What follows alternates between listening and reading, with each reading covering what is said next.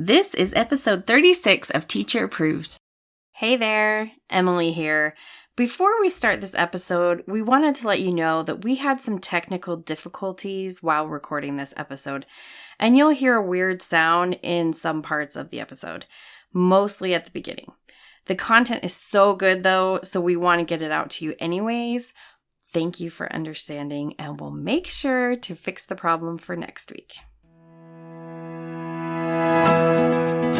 You're listening to Teacher Approved, the podcast helping educators elevate what matters and simplify the rest. I'm Heidi. And I'm Emily. We're the creators behind Second Story Window, where we give research-based and teacher-approved strategies that make teaching less stressful and more effective. You can check out the show notes and resources from each episode at secondstorywindow.net. We're so glad you're tuning in today. Let's get to the show. Hey there, thanks for joining us today. In today's episode, we're discussing how to plan your teaching in the days before a school break. We start our episodes with a morning message, just like we used to do at morning meeting in our classrooms. This week's morning message is, what's something they didn't teach us in college that they definitely should have? Emily, what do you think? How to repair a copy machine. Oh, that would have come in so handy. Because you're going to be doing that a lot. How about you? I think how to endurance train your bladder, because it is an art and you will need it. One we wish we didn't need. We have some responses from our community. Lauren said, how to actually teach kids how to read, i.e. phonics. I did so much research, digging, and learning when I started in first grade to learn as much as I could about how to teach them. Yeah, that would have been useful for me too. Leah said, how to talk to parents throughout the year, to welcome them, approach them when things don't go well, talk about all the positives, etc. That's a good point. Maybe we need to do a podcast on that one. I think so. Kelvin said, classroom management. It's great when preparing for a school year, but it sort of goes sour when you actually get into the school year. It's a pain the kids show up and ruin all your good plans. Sharika said, the importance of building relationships, not just community. Who are your students and how do they function? What do they really care about outside of school? I love that. Yeah. We'd love to hear your response to this and other questions over in our teacher-approved Facebook group or on Instagram at Second Story Window, and that's with a 2. Let's talk about this week's Resource of the Week, our Thanksgiving Fluency in a Flash mini lessons. Fluency in a Flash is a digital resource we designed to help teachers practice reading fluency skills every day with no prep needed. All you do is open up the PowerPoint, click on the day, and do the activity, which takes about 5 to 10 minutes. While we have everyday versions of Fluency in a Flash, today we're highlighting the delightful Thanksgiving version we created. It contains 2 weeks worth of digital mini lessons. Heidi, why don't you tell us about the fluency activities and what they look like each day? I would love to, because I love this resource. It is so much fun. So each day of the week has a different type of activity. On Monday, the activity is syllable segment. So students work with multi-syllable words to practice the word attack strategies of segmenting and blending. And the syllables slide in on pumpkins before Thanksgiving parade floats, and then they reveal the whole word. It's so cute. And the words are tailored for the difficulty of the students. So first grade and fourth grade have very different words. So yes, an activity might be like, they see the syllable cran, berry, and then they blend the whole word cranberry. On Tuesday, they have the activity of what a character. So students practice reading a short seasonal poem as a real life opportunity to practice good phrasing and expression. We love poetry. But then they also have the opportunity to make the practice extra fun by reading as different seasonal characters, like a football coach or a turkey. The students love that. It's so fun to watch them do it. I love it. On Wednesday, we have Watch Your Tone, where students practice reading the same sentence using tones that match different settings. That sounds a little complicated, but I promise it's not.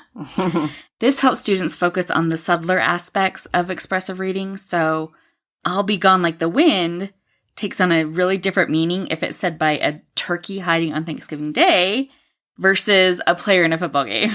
I love it. Thursday, we have Crazy Conversations, where students create a conversation where the words are total nonsense, but they use the punctuation cues to add meaning to what they're saying. So even though the words don't make sense, somehow the dialect comes out a little bit making sense. It sounds like a conversation. Yeah. That's the goal. Students will love having a nonsense word conversation between a boy and his grandma at the Thanksgiving table and between a football fan and a referee. So, Emily, can you help me with an example? Yes. So, plate. Feast, feast. Turkey, turkey, turkey. It sounds like so ridiculous, but they get such a kick out of it, and they really are building good fluency skills there. And then we love to do something fun on Fridays. So with this resource, we have riddles. Fluency and inferencing skills are applied as students practice reading and then solving seasonal riddles. Students love riddles, you know that, but spoiler alert, they'll get a real kick out of the background on this one. The activity is set during a turkey football game, as in the turkeys are playing football. I love it so much. And the riddles are fun too. Can't overlook that. Yes. This is one of the most fun resources we've ever created, and we hear over and over again that the students beg to do it every day. You can find our Thanksgiving Fluency in a Flash for grades 1st through 4th grade at the link in our show notes. We are in that time of year when the school calendar starts to look a little Swiss cheesy. There are long holiday breaks, there are 4-day weeks, there are 3-day weeks, and potentially there are several days of early dismissal. Honestly, you might not have a week of 5 uninterrupted school days between now and mid-January. That could be so exhausting. I really hate when my schedule's disrupted. So how do you plan for such a Swiss cheese schedule? We're going to call it that because I think it's the perfect description. That's what we're going to help you with today. So a short week often adds a lot of anticipation to the air. Maybe you've noticed this with your students, and that can make it tricky to engage them if they're tipping into overwhelm. You have probably heard us talk about student engagement before. We dedicated episode 35 to breaking down our model of engagement if you want to hear more. I loved that episode so much. You used such a good analogy about student engagement in that episode. Why don't you tell us about it again?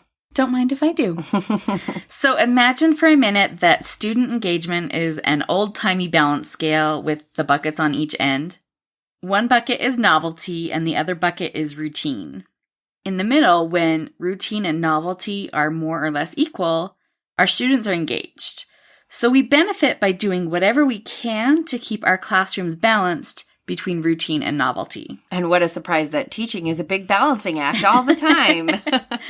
If the engagement scale tips too far to the novelty side, kids are overwhelmed. If the scale tips too much to the routine side, kids are bored.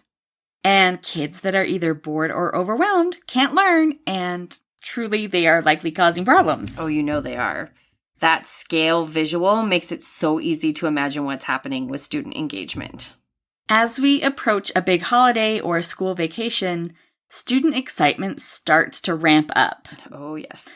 Surprise coins are pouring straight into that novelty bucket without any help from us. So we have to balance all that novelty by adding predictability coins to the routine bucket. But it's so hard to lean on predictability if you're stuck with the unpredictability of a 3-day or even a 2-day week. Right. So a good place to start is just to ask yourself, how normal do you want your abnormal week to be? Do you have regular content that you need to cover? In my year outline, because there are so many 4-day weeks in the year, I just always counted weeks with 4 or more days as regular weeks. That meant to stay on track, I had math lessons to teach, stories to read, and science units to cover.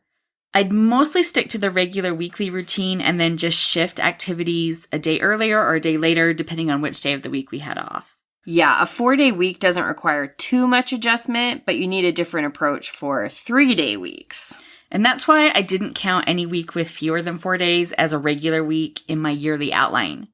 So for 3-day weeks, I tried to follow our normal days routines, but maybe instead of starting a new math unit or a weekly story, I'd just use those times to catch up or review.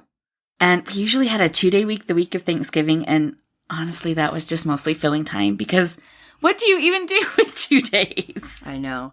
You mentioned an important point, though, about not teaching new lessons on a 3-day week.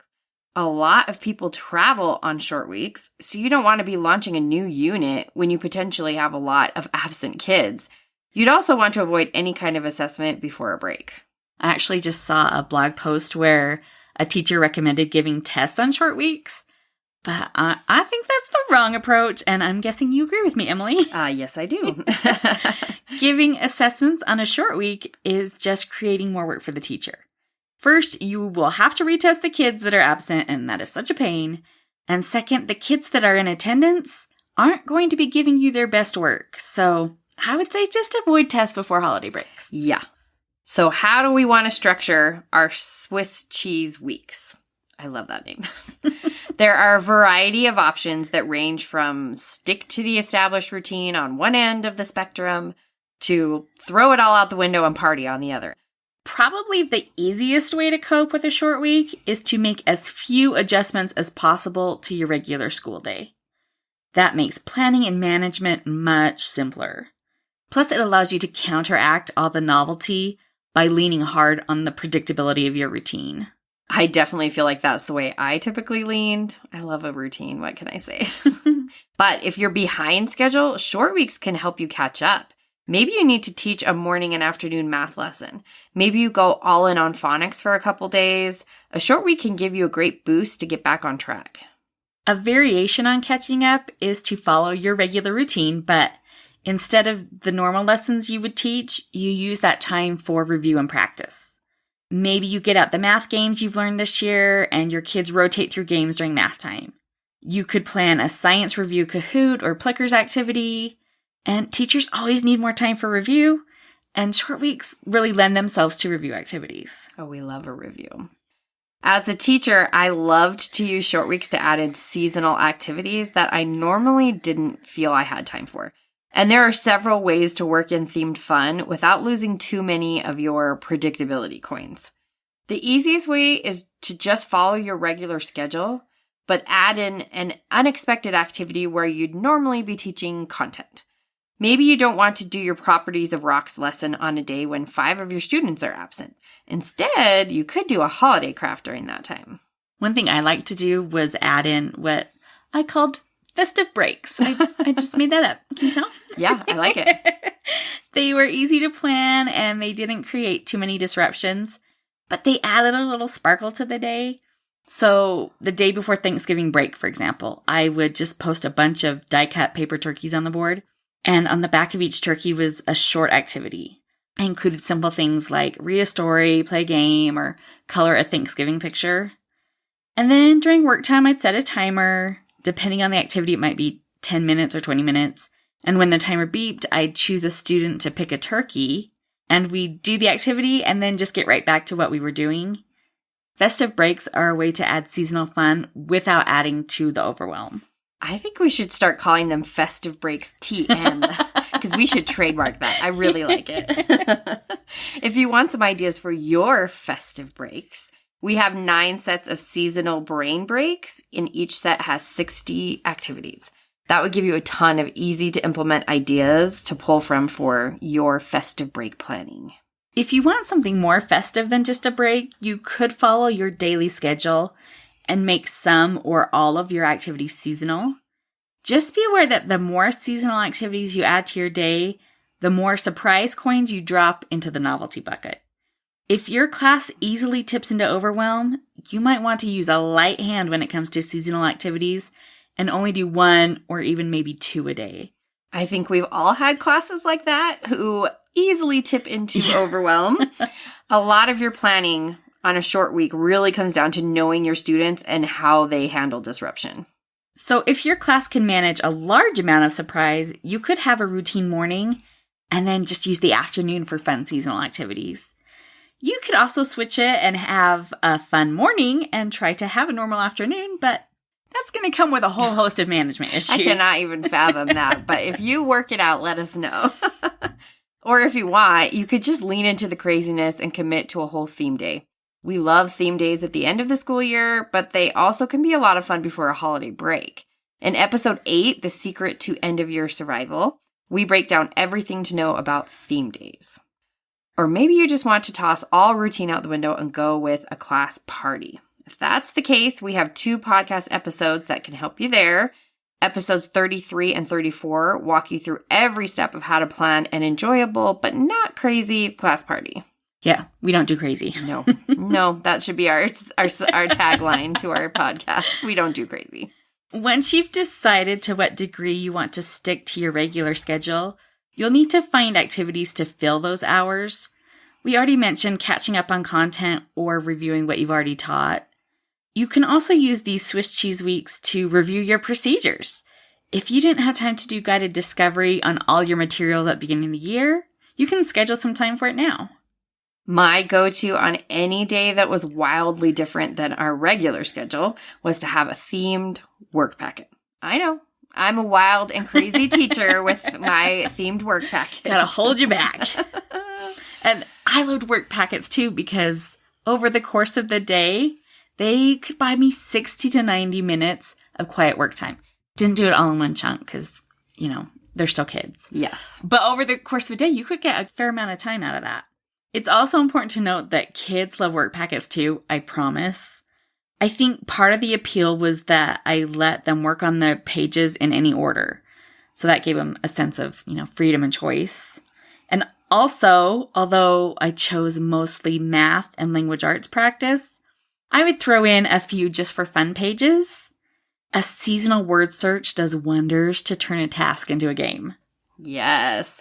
They were always really excited about these work packets. And here's a hot tip for work packets. Once I picked the activity pages, I reduced them to 50%. And then I copied them with 2 worksheets on each side of the page.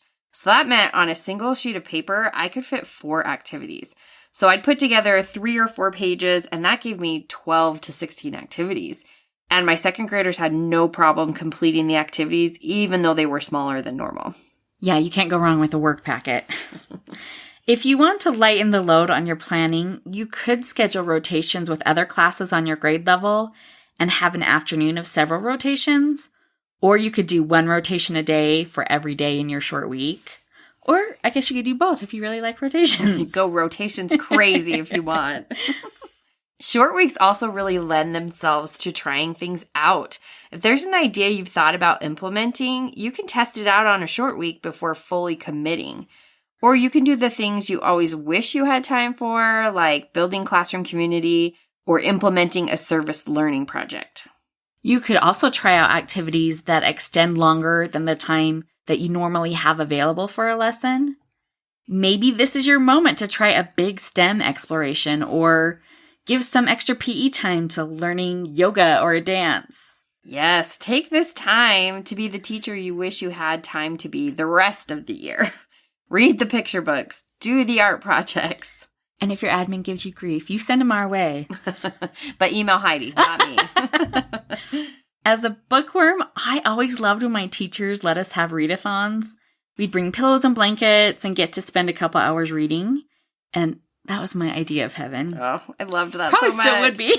Such fun memories. But I had very few readathons as a teacher because it didn't feel like there was time. I wish I had taken better advantage of the short weeks to add in the sorts of things that make school memorable. Yes, I always did a readathon on that short day before Christmas break. And I felt fun. like that was such a good last day before the break. Really fun memories. So our advice is to schedule time for the things that you enjoy most as a teacher, but can't normally fit in. You have our permission to lean into it. Another option is to use these short weeks as a chance to get ahead. When I taught second grade, I tended to view these weeks as just time to fill so that we could get back to our regular schedule because, like Emily, I also love a routine. And I wish I could go back in time and tell myself to switch my perspective. Instead of just filling time, I could have been buying myself some time. Yeah. Are you going to need work projects or hallway displays for an upcoming parent conference? Do them now and tuck them away for later. Do you have a tricky math concept coming up? Maybe you could teach a game to help prep your students for it. Or maybe you run out of time to teach measurement every year. I'm not speaking from experience there at all. You could just tuck some fun measurement activities into these short weeks. Yeah, or maybe the classroom clutter is just starting to be too much. So you could use an afternoon for a big classroom reset. Clean out the desks, throw out dried glue sticks, Reorganize your stash of rainy day games. Doing those things now is a gift to your future self. That's something we've talked about before. And you will thank yourself later if you make the time to do those things now that get you ahead. So as you look ahead at your Swiss cheese schedule with holes for missing days, think about what you can do now for your future self.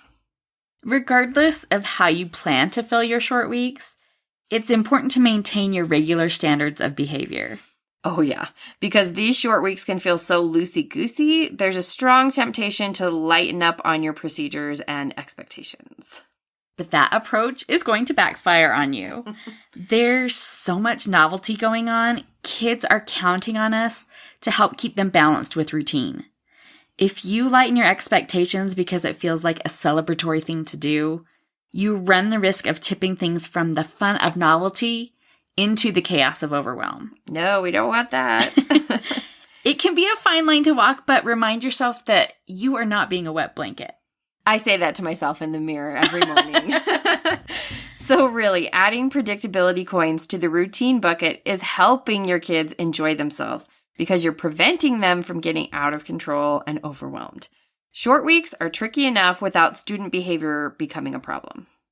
So as we head into these Swiss cheese weeks, start by identifying how much regular content you need to cover, and then decide how much you want to lean into your predictable routine and how much novelty you want to introduce.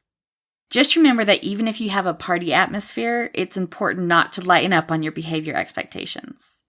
Let us know how you decide to tackle your Swiss cheese weeks. We'd love to hear about it over in our Teacher Approved Facebook group. Now let's talk about this week's Teacher Approved tip. Each week we leave you with a small actionable tip that you can apply in your classroom today. This week's Teacher Approved tip is plan student independent work time so the teacher can have some independent work time too. Heidi, tell us about this. So as you are planning your short weeks, do yourself a huge favor and schedule in independent work time for your students every day. You can really pack a lot of prep into 30-minute time slots. And this gives you a chance to get prepared to return to your regular routine. Maybe you want to start taking down some holiday decorations on the sly or start planning your lessons for next week. Intentionally creating a buffer of work time means that you get to enjoy your weekend or holiday break without having to stress about getting ready for next Monday. Now, the challenging part is keeping the kids occupied. You need something they can do independently for at least 30 minutes once or twice a day. I know we've already mentioned it, but a theme work packet can be a real friend here. You can even get stuff done while kids are rotating through math games or doing 30 minutes of silent reading. Don't feel like you need to be working with small groups on a short week. Use this time to prepare for next week's small groups. So be intentional about planning student work time on your short weeks so that the teacher can get some work time too. To wrap up the show, we're sharing what we're giving extra credit to this week. This week, we've got a special joint extra credit. So Heidi, why don't you share that with us? We want to give extra credit to you, our listeners. You are an awesome teacher. I may not know you, so how do I know of your absolute awesomeness? It's because you care enough about your job to spend your own time listening to a teaching podcast. This won't help you earn any more money or get you a promotion. You just do it because your kids matter to you. We also know how awesome you are because she just referred to the strangers you're paid to teach as your kids, and you didn't even bat an eye. These little humans who fill your desks every day are your kids. And 20 years from now, when you run into one of them at a football game, they will still be one of your kids. And if you are like me, as soon as anyone offers praise, I just default to thinking of all the ways that I'm actually falling short. But I just want to remind you that you are already doing the most important job of just loving your kids. Recently, my friend Christy passed away, and I had the good fortune of getting to teach with her for several years. I think the only way to describe Christy is delightful. She was just delightful in every way. Even when she was running around crazy, trying to get everything set up for the 6th grade graduation, she had a smile to go along with her eye rolling, so she kept it real. As I've read the tributes that have been pouring in for her, I have been most touched by the ones from her former students. Even kids who didn't have her as a teacher have shared how her classroom was a welcoming place for them to hang out when school didn't feel very welcoming. We all love our kids in different ways, and it is so easy to get caught up in all the ways that we are not like other teachers. But you are doing the important work. You're loving your kids the way that only you can. And long, long after they have forgotten anything you've ever taught them, they will always remember that you love them. So, all the extra credit to you, our very favorite listener. Yes, you're the best one. That's it for today's episode. Use our tips to help you survive the week before any break, and be sure to check out our Thanksgiving Fluency in a Flash. We hope you enjoyed this episode of Teacher Approved. I'm Heidi. And I'm Emily. Thank you for listening. Be sure to follow or subscribe in your podcast app so that you never miss an episode. You can connect with us and other teachers in the Teacher Approved Facebook group. We'll see you here next week. Bye for now. Bye.